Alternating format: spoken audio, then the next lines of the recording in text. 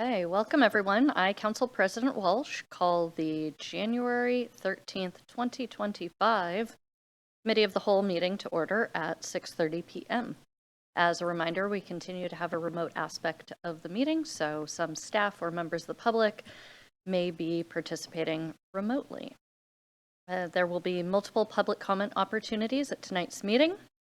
There's a general public comment opportunity at the beginning, or you can make comments after the presentation and council question and answer period on any of tonight's agenda items. So, members of the public may address council at this time. Do we have anyone who has signed up? If you're joining us virtually, would like to make comments, please raise your virtual hand. If you're on the phone, you're going to press *3. If you're on a computer or a smartphone, look for the hand icon, or you can send the host a chat message. And we have a few people in the room, so I will also ask for other speakers before closing the portion of the meeting. So, clerk, do we have anybody who has signed up to speak? Mic check. Right, we don't have anyone from the public with us virtually. I did not grab the sign-up sheet from the back, so if anyone in the room was hoping to make comments, indicate to us. No? Okay, no general comments. I'll check again after each of the agenda items as well. So, looking on, we have 3 agenda items tonight. We're going to discuss COM 0046, the Draft Light Rail Station Area Vision and Guiding Principles. And then we'll move on to COM 0093, the Central Issaquah Station Area Planning Study and Engagement Plan. And our final item is COM 0094, the Public Safety Facilities Next Step. So we'll start with the first item, the Draft Light Rail Station Area Vision and Guiding Principles, presented by Thomas Valdries, the Senior Transportation Planner. Thank you.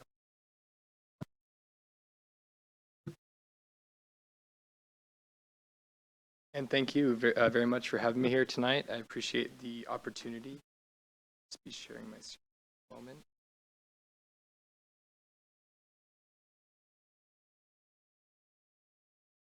All right, and again, my name is Thomas Valdres. I'm Senior Transportation Planner. Tonight I'll be discussing the Draft Light Rail Station Area Vision and Guiding Principles. So hoping to get the council's feedback on 2 questions.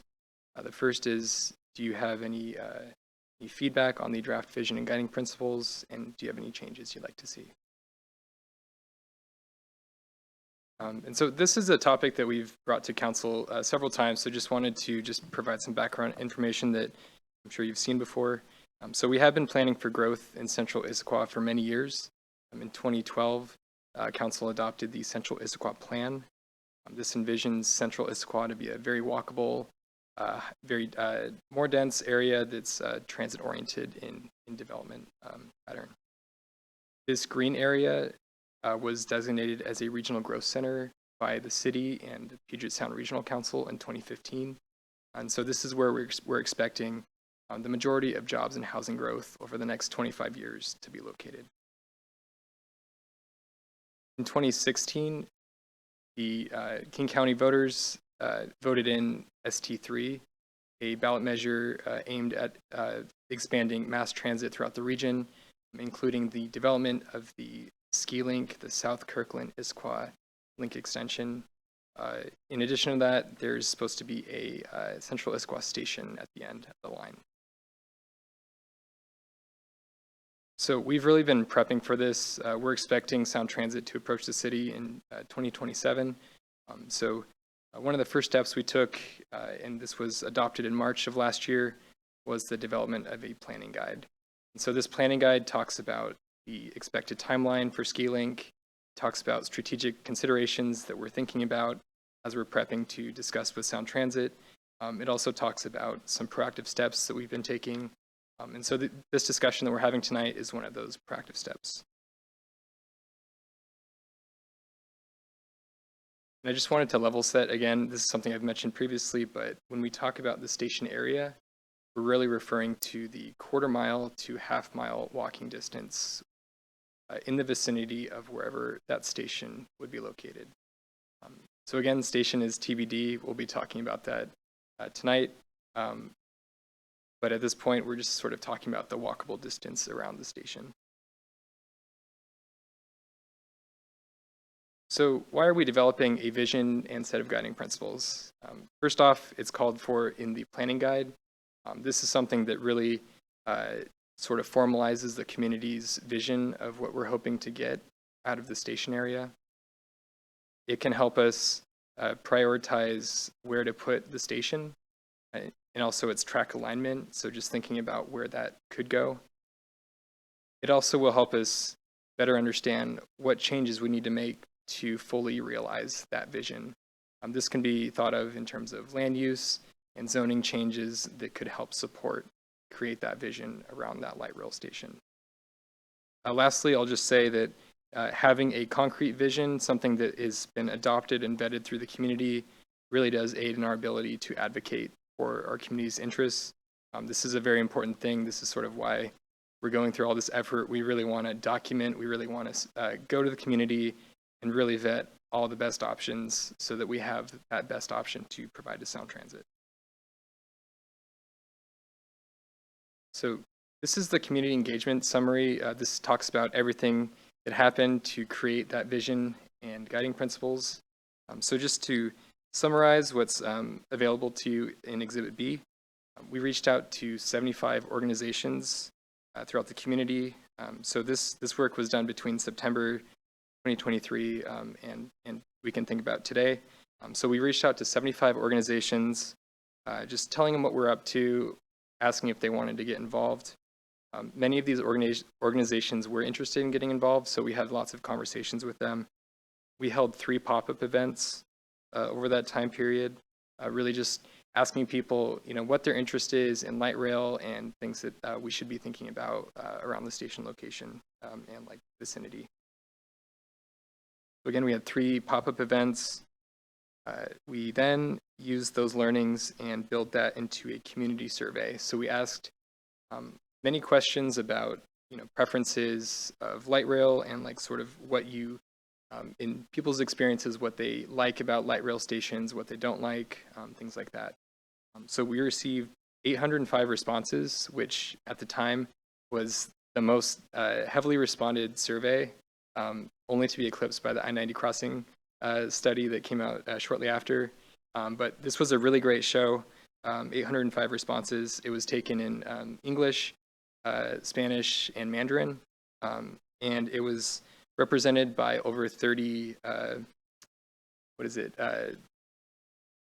zip codes. So it was taken by many folks in the area, primarily by Issaquah residents, lots of from Sammamish, Bellevue, Redmond, and all over. So we can see that this topic is really important to a lot of people.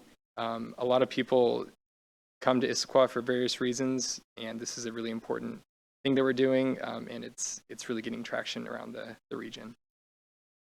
So having gone through the 805 responses, which took a very long time, but we were able to sort of summarize a lot of this in Exhibit B. There were a lot of key ideas that came out of that, so we really wanted to drill in deeper and understand more about these various features. So we formed 7 focus groups with 28 members from the community. A lot of folks raised their hands immediately. Some of them we reached back out to those 75 organizations to see if anybody was interested. We held focus group discussions with lots of diverse voices. We learned about youth interests, interests of older folks, transit riders, a lot of the developer interests and like larger landowners. We reached out to them. Anyways, we talked to 7 different groups, got a lot of different ideas on the table. We then held a culmination event to summarize everything that we said. This was held locally over here. This was really the beginning of creating the guiding principles. So at that meeting, we hashed out 4 sort of large guiding principles that we then took to the boards and commissions. And so at that point, there were 5 boards and commissions that we've gone through. So the first one was the Economic Vitality Commission, and then we took it through many other commissions.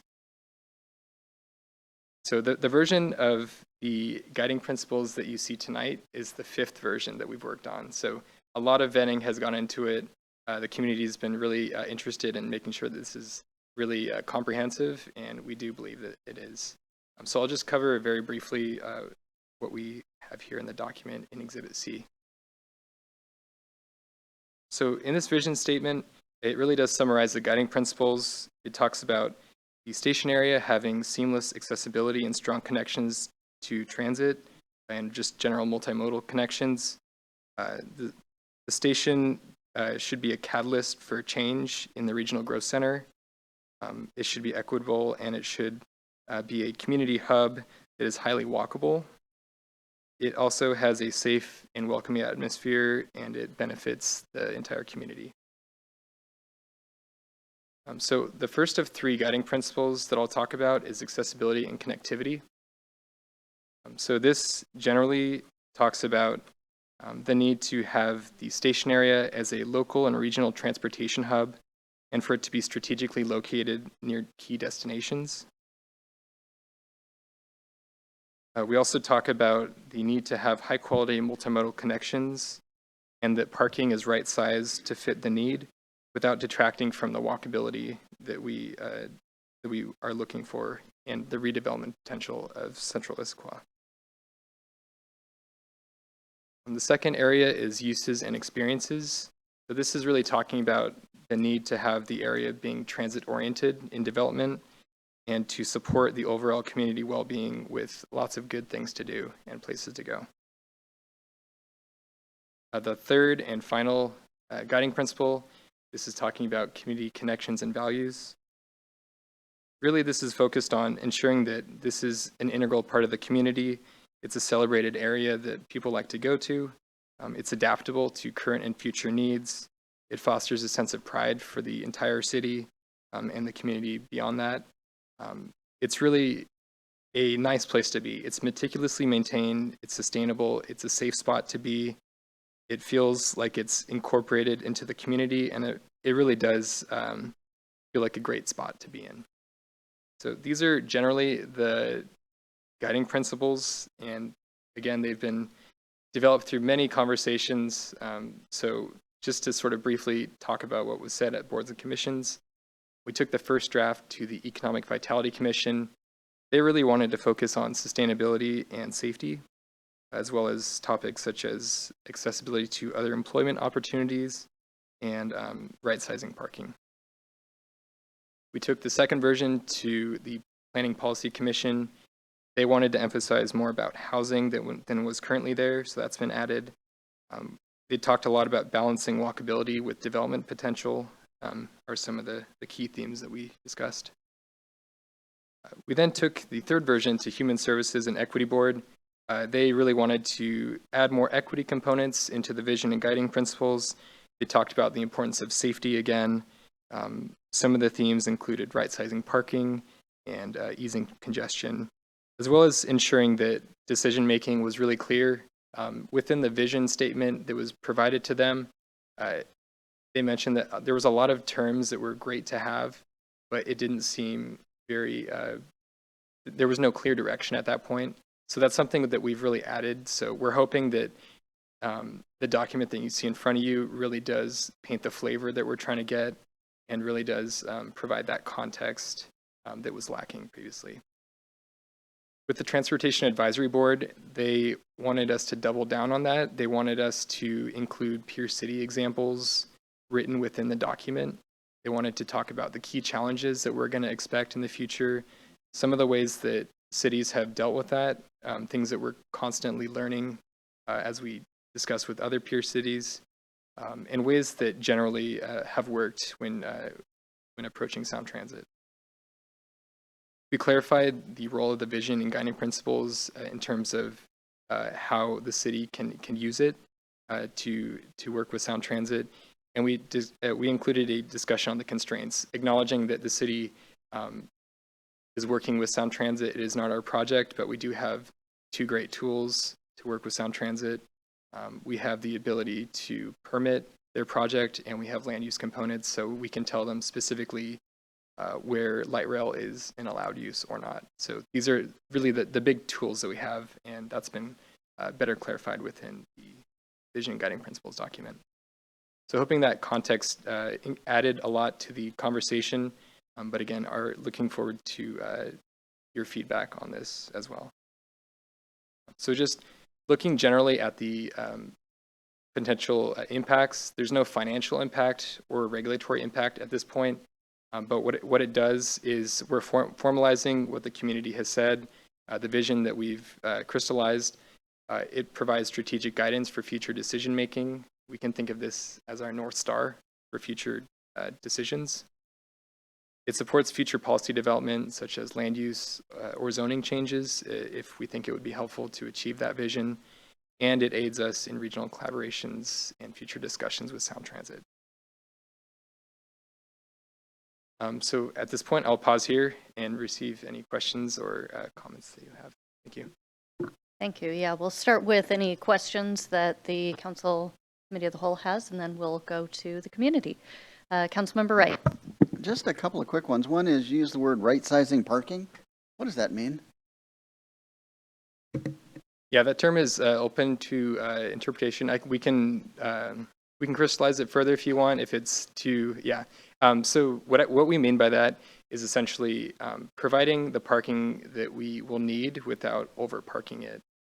So an example is if an apartment building has way too much parking, that cost will be accepted by the people that live in that building. So we want to make sure that the parking that we do provide is only getting us what we need and not anything more. Great. That's going to be fun to watch you cipher that that problem. Second one is just looking really briefly at the feedback.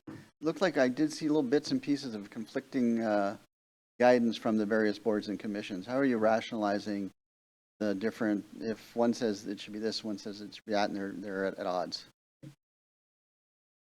Yeah, we do live in a diverse community, so there's always going to be conflicting points of view. We're trying to find the through line between all that, and we think that this vision and guiding principles does follow that through line. Great. Again, it'd be fun to watch you spread that through line. Any other questions? I have one. You mentioned the light rail planning guide, and so can you talk about how the vision and guiding principles that we're creating now relate to that? Is it going to become part of it? Is it the start of a new set of documents like that was, here's what you need to do in order to plan, here's what we're thinking for the specific site, or does this just live on its own? I would say that this can be attached to it. This is really the first of many actions that are called for. I don't know that I've thought that through all the way, but I think ultimately when we go through and we give Sound Transit everything, this will all be part of it. It will be batched as one compendium of, these are all the things we've done. We've talked to the community for years. We've vetted these options, and here's hundreds of pages of like things that we've done to prove it. So I think altogether it will be connected. Okay, so that goes into my second question, which is how do you see us using this? Is this merely documentation for 20 years down the road for Sound Transit, or is this something that we would use for any of our interim decision making on some of those elements like housing and parking and siting and such? Yeah, that's a great question, and I'm excited to talk about this in the next topic. This vision and guiding principles will be further refined as we look at the station location, for example, and its alignment. That the guiding principles will inform that. So where we have this document, 4 or 5 pages, that talks about lots of good ideas, we're going to then create criteria that we can then measure alternatives based on how it matches with the vision and guiding principles. Great. Any other questions? Councilmember Hall? Well, thank you. And we spoke a little bit over email, so I only have one more question just because I was flipping through some of the responses from the community.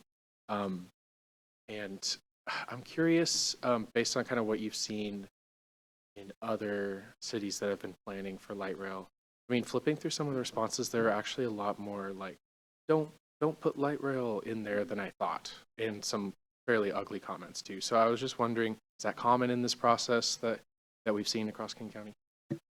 It is, yeah. I think there's a lot of misinformation on like sort of what light rail is going to do for a community, and there's a lot of fear, obviously. So, and that, I think you saw that fear stated in text. So, I think a lot of it has to do with messaging. That's something that we're really hoping to do with this next step, with looking at alternative analysis for different station locations. There's going to be more fear, and we need to get in front of it, and we need to say like, okay, well, let's be proactive and like let's take care of the things that you're concerned about so that they're less scary. And if we work together and we have a plan of approach, we can get in front of a lot of those concerns, and they're not going to be issues in the way that people might think. Okay, so before we provide our feedback, we have an opportunity for community comments. If anybody has comments on this topic. Not seeing any. And do we have anybody online? Nope. Okay, great. Feedback time, everybody. So we've got 2 questions. Does the committee support the draft vision and guiding principles? And are there any changes the committee would like to see? Deputy Council President DiMichele. Thank you so much. So first of all, I want to commend you on the public outreach, which was really, I think, very, very thorough. And the progress of it has been great as well. And I do think that we've got a lot of body of work here that we can use in the future. I support the content of the vision statements, but I have to say that I totally agree with the equity board that it's kind of a word soup, and it's kind of a document that transportation planners would love and would understand, such as right-size parking or even multimodal. I was, and I know you tried to explain it in some of the comments. You explain a little bit later what it is, but I have a feeling that multimodal for a lot of non-transportation planning type people would be a stopper. I don't know what that means, and so they'll stop right there. So I guess my suggestion is that we try to run this through a plain speak interpreter of some kind who can turn this into a document that we can put out in front of the public. We'll be using this with a lot of people going forward, and we don't want the language to stop them from doing the planning that's needed. So that was really, when I was reading it, I thought, I don't think that the general public is going to understand a lot of this language, and it really needs to be understandable and plain spoken presentation so that we can continue to use it over the years. So, and then I have some suggestions for outreach, but I'm going to wait till your next presentation to talk about that. And other than that, I just think, other than that, I think it's a really good job of outreach, and we got some very, very useful information out of it. I just think the final product needs another pass through so that we can have a document that we can really use. Thank you. Councilmember Hall. Thank you. Well, I thought we got great feedback from the boards and commissions, so thanks for doing that. It really seemed like you captured the major challenges really well, like parking, multimodal connections. I hadn't really thought about displacement deeply yet for a long time too, so I'm really eager to kind of get into that as well, and I'm glad that that was highlighted so well. I think the vision and guiding principles look great and capture everything that they need to. I think it's a good point about whether we need to find a balance between plain spoken and technical. My only worry in that would be one of the main audiences of this document is sound trans, right? And if it's too plain spoken, will they not think we're taking it seriously as opposed to technical? You'll find the right balance of where that needs to be, but in terms of content and what's there, I'm happy. I think it captures what we need to. There were some sentence structures in the guiding principles 3, but you said you're going to take care of that. And then we received some comment. I don't know when it's appropriate to say this, but we received some comment in email too about like going to see some light rail stations that I thought could be interesting. And then also not just looking about success in light rail planning here, but where across the continent has there been success and what are the lessons learned to pull from there as well. So when we're looking at our peers, I was just thinking maybe it'd be helpful to kind of open it up if we have band. Other than that, I think it's great. Thanks. Councilmember Ray. Thank you. So I think guiding principle documents by their nature are interesting and helpful and necessary, but far from sufficient. So I agree that it should be written in a language that is consumable by the average person, and granted that maybe we are writing this for Sound Transit, but we can have two versions if that's what we're doing. But we need to have a version of this that is consumable by Vox Populi.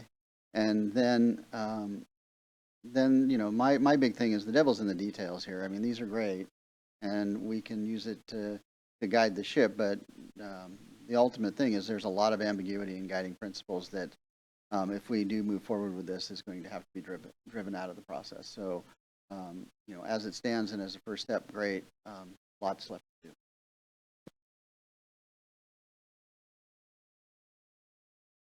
Comment? Sure. I'll just plus one the devil's in the details. This is going to be such an impactful project on the future of the city, and it could go in so many different ways. It might still meet the letter of guiding principles, but yet still come up short in various ways. I think this is a good start, but we need to maintain relentless vigor and attention to the whole process. Well, I think I'll second that concept, but maybe with a little different feel to it. I like the vision, vision and guiding, whatever it is, the Exhibit C, that's the whole visioning document. I really appreciated the commission feedback. I like seeing how it changed over time.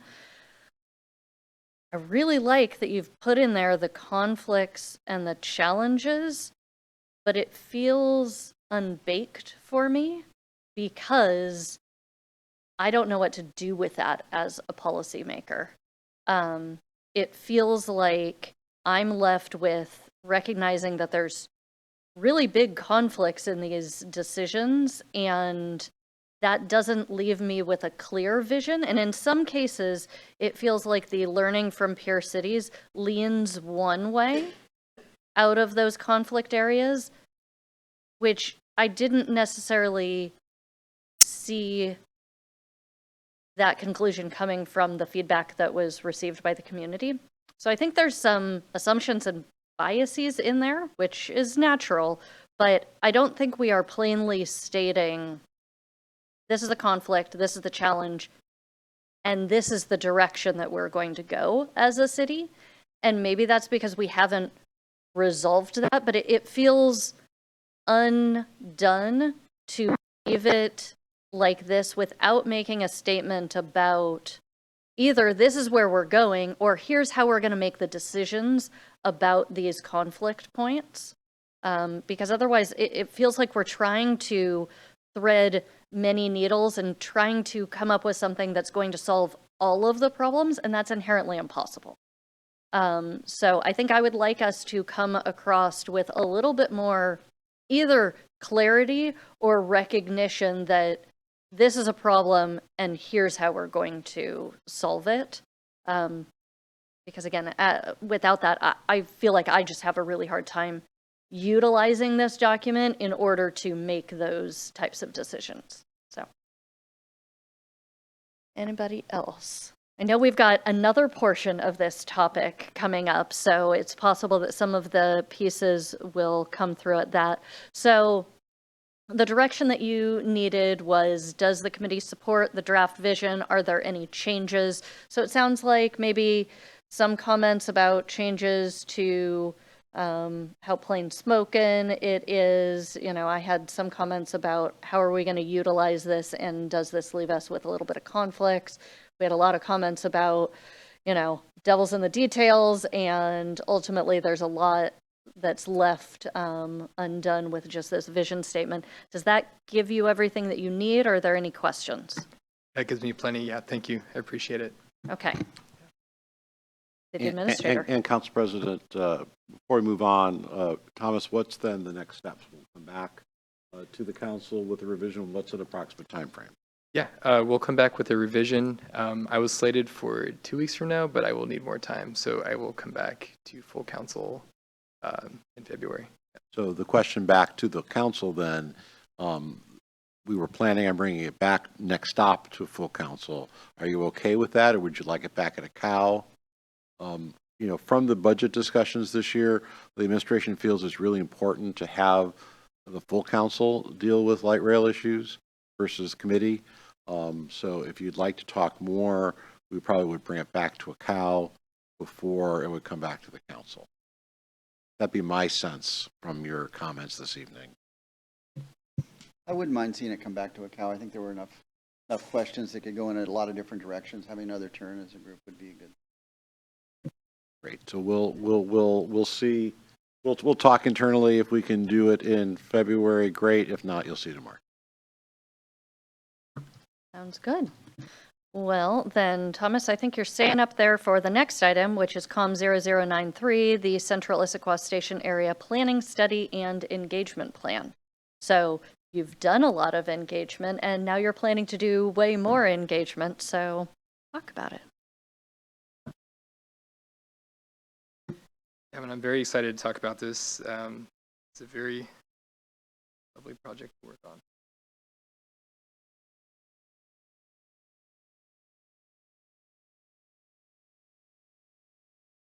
So yeah, again, I'm Thomas Valdres, Senior Transportation Planner. Tonight we'll be discussing more about Central Issaquah Station area planning. Specifically, we'll be talking about the planning study that we're hoping to embark on very shortly, as well as the engagement plan to support that. So again, 2 more questions for this committee to provide feedback on. First is, do you have any questions or concerns about the primary deliverable of this planning study, which is the station area planning report? Acknowledging that budget is very limited, we really do appreciate the monies that were provided to this project. We're really not hoping to expand the scope beyond what we have here, but I would love to get your feedback on questions or concerns that you have for this. And then secondly, would love to get more feedback on the proposed engagement plan that we have for you. So I won't go too deep into this. These are slides I literally just talked about, but we are planning for growth in Central Issaquah. The majority of growth will be in the Regional Growth Center. We're expecting Sound Transit to approach us in 2027 as part of their scaling project. And in anticipation of that, we developed a planning guide. This guide talks about all the proactive steps we're going to take to be prepared for that.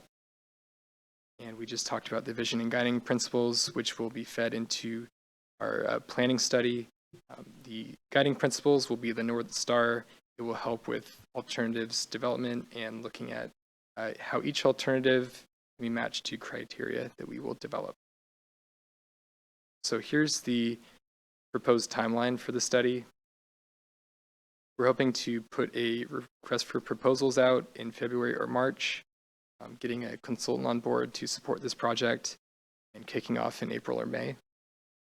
We'll then go to the community and start with initial engagement discussions, really trying to understand general ideas for where a station could go, what the criteria could look like for how we're thinking about where a station could go as it relates to the vision and guiding principles, as well as other planning documents that we have.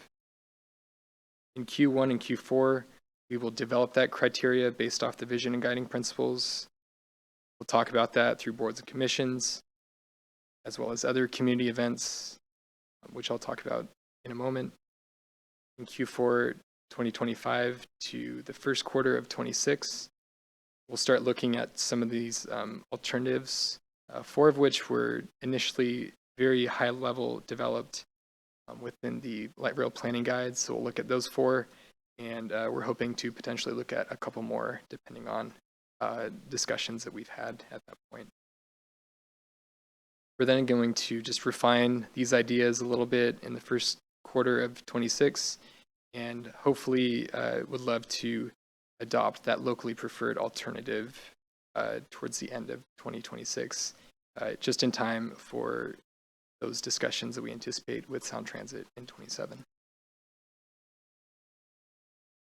So first question, which is about the primary transit study deliverable, which is stationary planning report. This is really the meat and potatoes of what we're doing here. We want to know essentially, what does Central Issaquah look like now? What is it going to look like in the future? This can be in terms of like the types of businesses or like housing that we have. We're also going to want to think about any planned transportation infrastructure that we will have by that point. So really thinking about how a station could look in terms of its context. We're then going to take that vision and guiding principles document and make measurable criteria to evaluate all our alternatives. These are going to be vetted through a very robust community-driven process, making sure that the criteria that we develop is really going to match our needs. We're then going to look at between 4 and 6 conceptual locations and their alignment options. And again, trying to identify that preferred alternative that's going to best match what we're hoping to get in terms of a vision and guiding principles. Second part. We've got a question before we move on. Go ahead. So, Thomas, can you just tell us a little bit more about, we talked earlier about an iterative process where we go back and forth, build. And so when does that process start? Does Sound Transit know that we're starting this project, and is the conversation actually going on now and just building as we learn more and they learn more, and they identify locations and we identify what we want them to be and so forth? Is that an ongoing thing? We're not going to just drop this report on their desk, Yeah, that's a great question. So this study will exist before they've started their study. We are planning as part of our engagement process to invite Sound Transit to participate with us.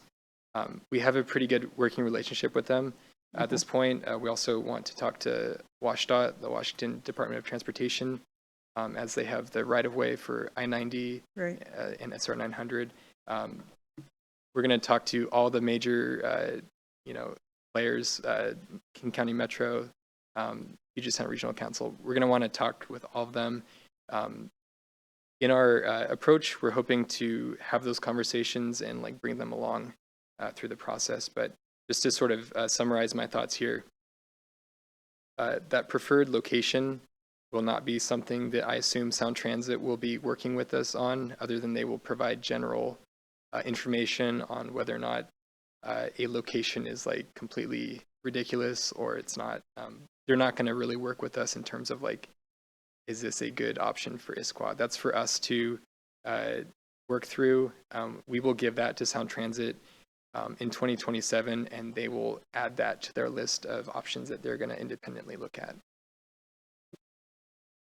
Thank you. Great. Yeah. Just continue on here. There will be another robust community engagement plan to support this. We want to do this right, and so this is sort of a very high-level approach of what we're hoping to do. We're going to have a project website. This will be the first point of contact for many people to, push information out to them. Through all of our engagement efforts, something that I really gathered from the last community engagement effort that I did was it's really nice to just grab emails from people when you're talking to them. And a lot of people also interact with the city via like social media. So I'd love to learn like how people are getting access to information from the city and sort of work with them on like best way to approach them. So along with the high level project milestones, I would love to push out updates so that people know what we're doing. Hoping to do some more direct engagement, chatting with folks at pop-up events. We're likely going to do a couple open houses. This is a almost 2-year-long project, so at least 2 open houses. City boards and commissions are going to be working really hard on this. We're going to approach them generally just to make sure that they know what we're doing. We want to take the evaluation criteria to them as well as looking at the different alternatives. We want to make sure that they have eyes on that.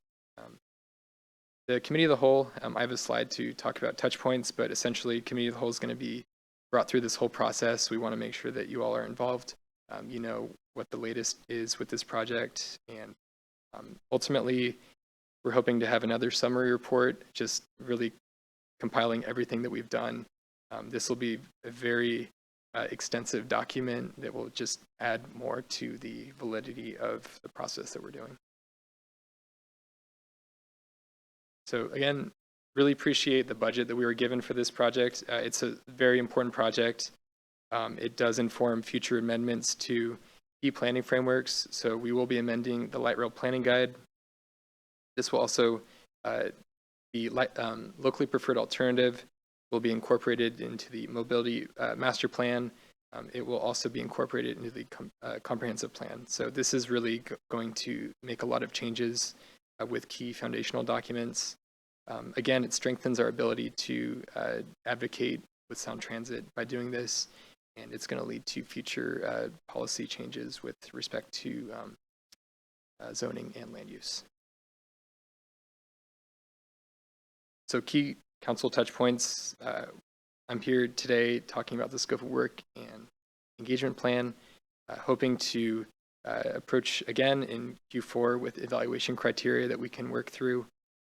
In Q1, we'll be looking at alignment alternatives, and then ultimately in the last half of 2026, we'll be working towards adopting that locally preferred. I'll pause here again and happy to take your questions or comments. Thank you. Okay. Again, starting with questions. Councilmember Hall. Thanks. Yeah, I have a couple. So I know they're naturally connected, but as we get closer to selecting the locally preferred alternative, is the station siting and the track alignment happening and at the same time? Is that process the same, or are they separate processes? Yeah, that's all the same process. We'll want to make sure that the tail of the station as well as the track itself is all considered when we're thinking about where the station could go.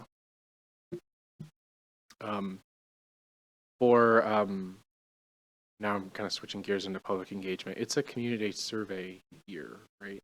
We're doing a community survey.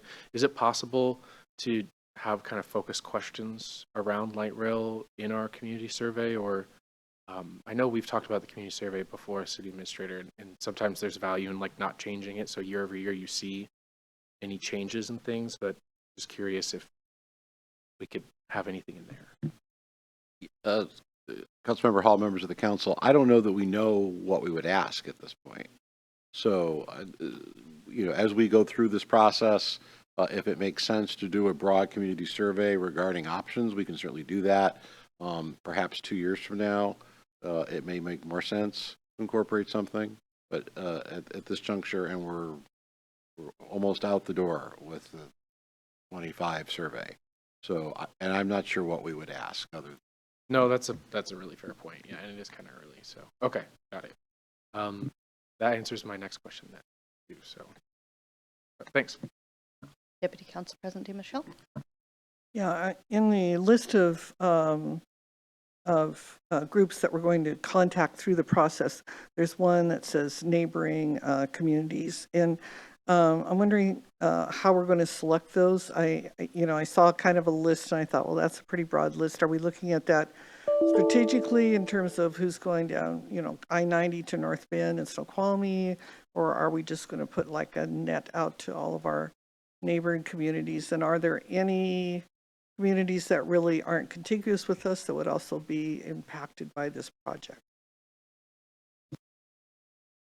Yeah, something that we did as part of the transit study was we approached city staff who were involved in a lot of this. We also approached Snoqualmie Valley Transit. And a lot of their transit services are sort of tied to the, I believe it's the 208 that goes out to North Bend. So that's sort of what we're thinking at this point. But, you know, folks from all over attend, you know, Salmon Days, and they attend various other, you know, farmers market. So that's probably how we would primarily get a lot of those comments at this point. But yeah, we're always open to getting more feedback. A lot of folks that don't live in the area will likely drive to our area, so we definitely want to hear their thoughts on this. So all that to say, we're excited to just gather as much feedback as possible. And just a little follow-up, are we going to be looking for official commentary from city councils in other neighboring cities, or is this mostly just people who will be using the service? I think at this point we are envisioning the users of it, not official council members. Yeah. Any other questions? Nope. Okay, I'll look again to community members in the room. Anybody who has any comments at this point? Not seeing any. Again, no one online. Okay. Well, then we will move on to feedback. So we've got 2 questions. Are there questions or concerns about the study's proposed stationary planning report, and questions or concerns on the study's proposed public engagement plan? Who's going first? Feedback. Deputy Council President DiMichele. Nobody else will speak? I will. So first of all, this is so exciting to think that 2 years from now we're going to have an alternative picked out. It's just amazing. So I am so excited. Looking at your outreach list, just a few suggestions.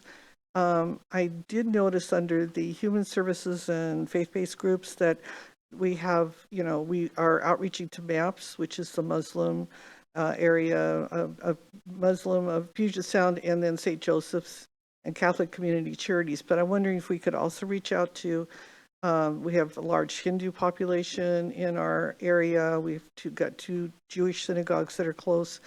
And then St. Michael's is very involved with social justice issues, and Our Savior Lutheran Church. And I'm just wondering if we shouldn't broaden in that category, broaden out to some other faith groups.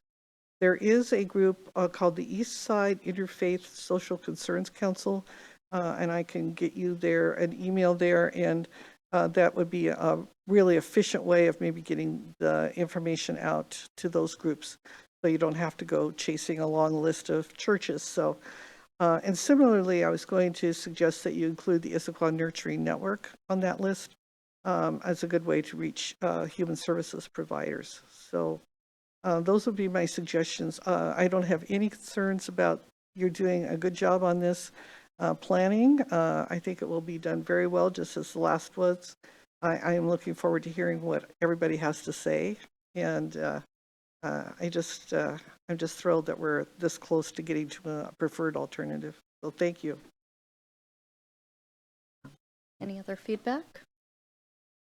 Okay, I will go ahead and go then.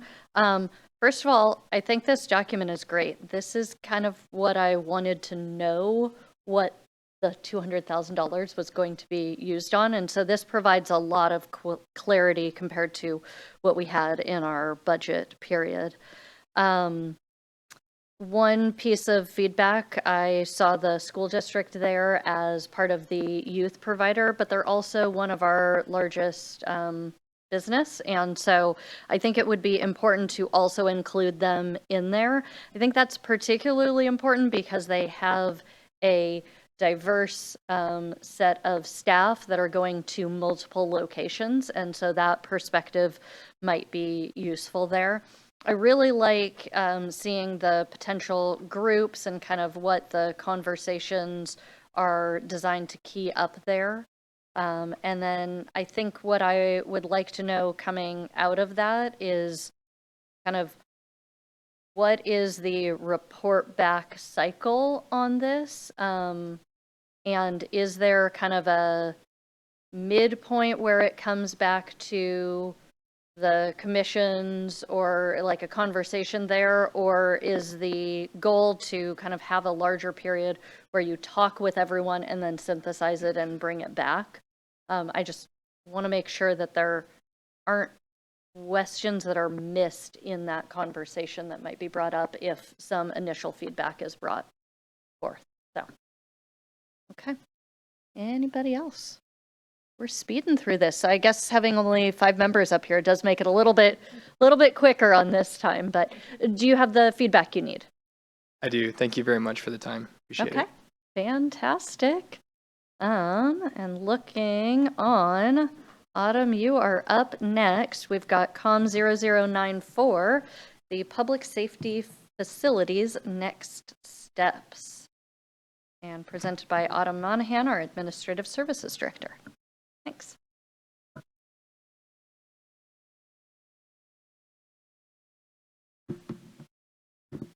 Good evening, council members. My name is Autumn Monahan, Administrative Services Director.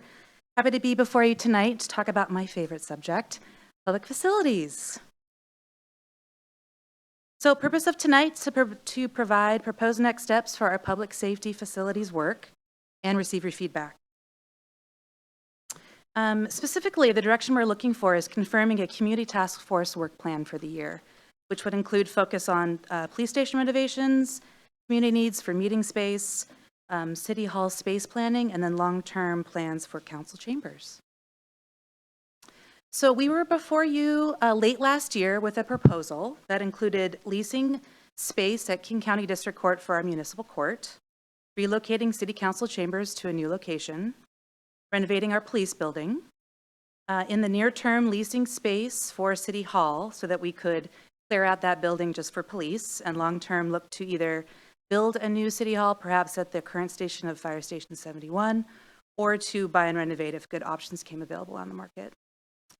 The proposal also included demolishing this building, City Hall South, and potentially using this property for a new fire station, and then also related to the fire station, demolishing that building and potentially making that the new City Hall. So that was the plan late last year as far as a proposal. We did get some feedback from council, and our summary is here. There was agreement on relocating the court. We are currently in active negotiations with King County on that lease. We're also moving forward with a lot of planning around IT needs and furniture needs and all the things that are needed to move court.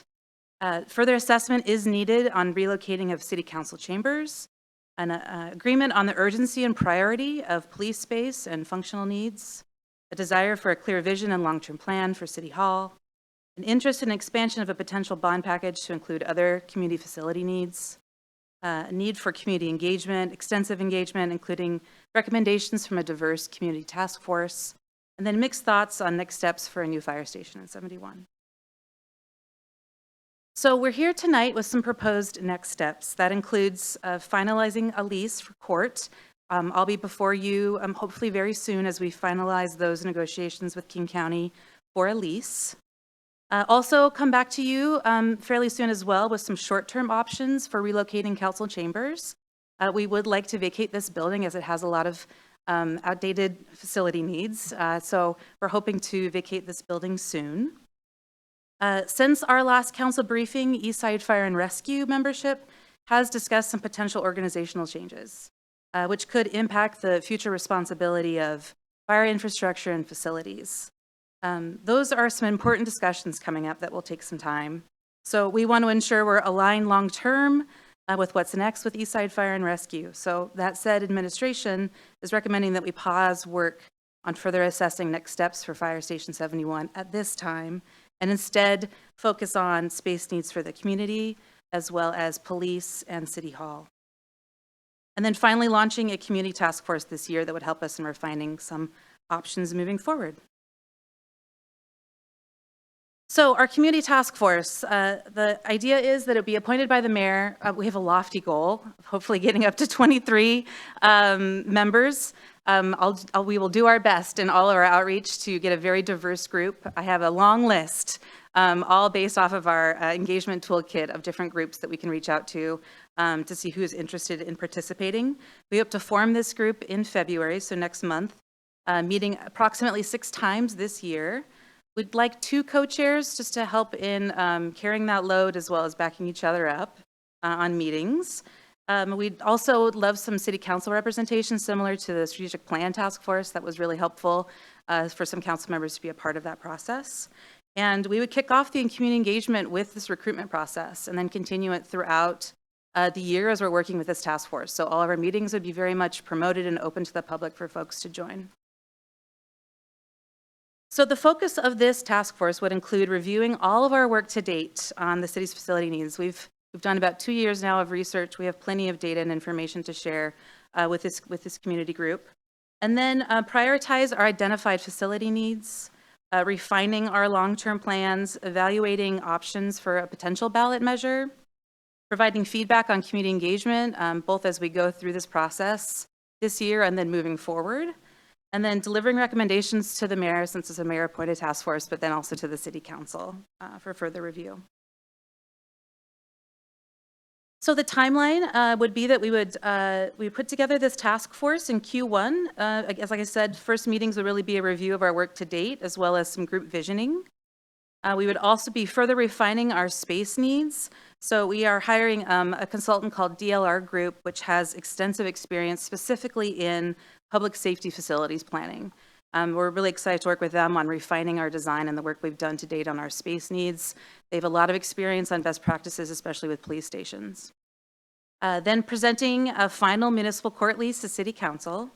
Q2 would then include continuing those task force meetings, which would then be reviewing some space needs as we're working on this process with DLR Group, which would also be helping us in facilitating the task force.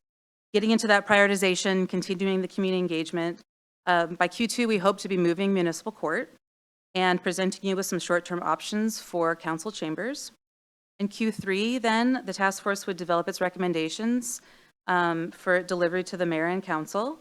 The engagement will continue throughout this entire process, along with some feedback from the task force on how to implement that engagement, with the goal of a city council decision by summer or fall or end of this year in 2025. So that was just a short recap of our plan, mostly focused on this community task force, and we're looking for your feedback. Third time's a charm. Looking for questions as we start out. Councilmember Hall? Just to clarify, can you remind us, if we don't move out of this building, there's significant investment that needs to happen in this building, is that right? Can you kind of give us a summary, reminder of what we need to do? I'm sorry, I didn't give you a heads up. Oh, sure. I believe the investment in total was, I'll have to remember that number. I think it was immediate, about $5 million needed for investment in this building. And that's just for some really outdated repairs. So there'd be no upgrades to this building when it comes to a lot of the ADA work or other things that are needed. Yeah. Okay, just a quick question. You talked a little bit about the task force evaluating bond options. Does that also include timing and what we would need in order to prepare for a bond? Yes, definitely. Okay, fantastic. Look again at that audience. Any public comments? Y'all are just listening. You know what? We appreciate it, but you can always email us. Nobody online? Nope. Okay. Back to council. Feedback. Councilmember Martz, thanks for starting us out. Sure. Well, as the grumpiest member of the council on this whole effort for the last 12 months, I appreciate the summary of where we were previously and where we are today. I think that's a very strategic way to describe what the process has looked like thus far. I'm very comfortable with this change in direction, and I'm excited about the task force. I think our task forces, is that the plural? Yeah. Over the last year or two have done a lot of really good work and heavy lifting, and I'll be looking forward to this. Plus one on the just excellent work of the task force. Task forces. Anybody else? Feedback? Deputy Council President? I'll just plus one that, and thanks for listening. The proposal tonight put in front of us really reflects a lot of the conversations we had over the last year, which is very appreciated. I'm glad to see that we're aiming at least for 23 members, and which to me says it's going to be a broader net across the community and getting more voices at the table. So I think that's great. So I'm very comfortable with this as well. Councilmember Hall? Yeah, another well done. The conversations that we're having at Eastside Fire, I think it's just prudent to press pause on fire station planning. The conversations that we're having there are going to take a long time. And so the other thing that's on my mind too is just making sure that we're also thinking about public safety operations and the needs that are in that space and how do we have that conversation. Sounds like we are going to have an opportunity to kind of dig into that alongside this, but separately from facility needs. So I'm just glad that we're able to do both, and it's going to be a big year. Councilmember Ray? Oh, I was just going to say I have nothing to add. I thought the summary was great. Okay, well, I will add in, agreed. I appreciate this shift as listening to what we were able to say as council. I do still have some questions about, council chambers, whether we really need to put much into moving in this temporary time period, but we'll have that conversation. One thing I would like to recognize is just our overall facility maintenance needs. And so if there is a way in the conversation, either about just recognizing what those needs are, not only for these major buildings, but also across the city, whether that is something that could work into a bond, or whether that is just something for those major options to recognize the lifetime cost of the building. I don't know if that's something that can happen with a bond, but much like Councilmember Hall was talking about the operations costs for public safety, I'm not just thinking about the capital facility creation, but that long-term need. And so if there's a way to kind of reference and recognize that as part of our costs, and then completely agree that I love the idea of aiming for 23 members. I happen to know 21 people who showed up for the City Council 101, how to become an elected official. So I suggest that those people get contacted as one opportunity. We are a wealthy community when it comes to public engagement, and not only does staff do an amazing job of leading these and creating these conversations, but the community really steps up and provides that deep information and feedback, which is great. So I think we're ready. You have everything you need. I do. Thank you very much. Okay. So I know this meeting was supposed to take 2 hours, but I'm thinking, are we okay getting it done in an hour? Anything else you need from us? Okay. Well, we've got good of the order. Anybody there? Okay. Otherwise, I will adjourn us at 7:33 p.m. Thank you, everybody.